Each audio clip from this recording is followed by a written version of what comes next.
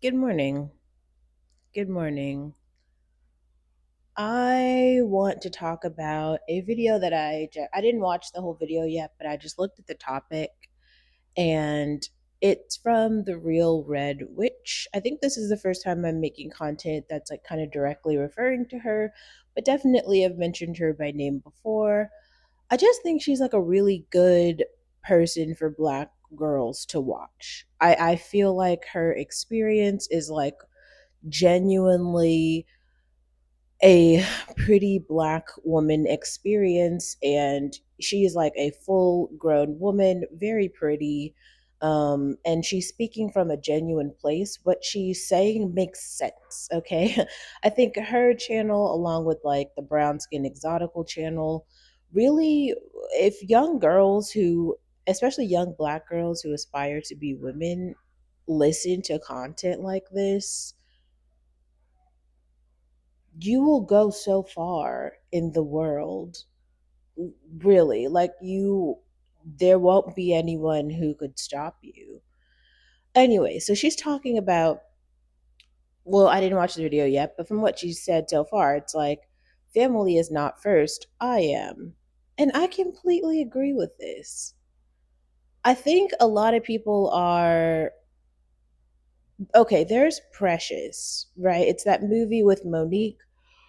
And it's just like how she grew up was so awful. And unfortunately, that image of black girls and black motherhood and the mammy and the toxicness of it has been propagated like propaganda throughout American media. So that's very unfortunate. But there are some people who live experiences very similar to that. So there's all of these themes in it. If you watch that video, you might think all women who smoke cigarettes are like fucking Monique, which obviously that's not true. Or you might think everyone who's fat is like Monique. It's just like, or anyone who's black, all black women are like that. Like, that isn't true. But those stereotypes do propagate. Not the point, though.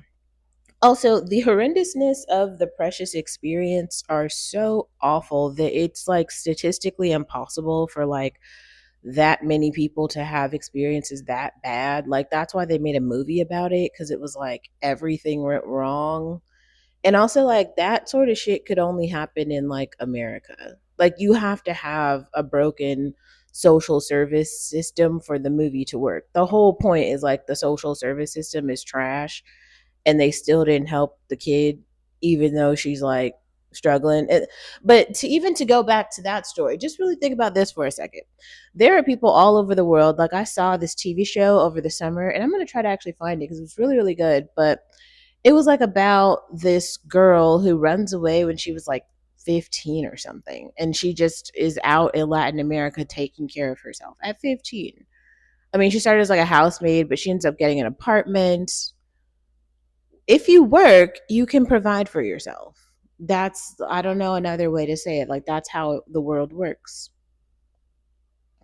So this idea of like parenting, it's good, and I do think, hopefully your parents like you because they birthed you, but sometimes they don't.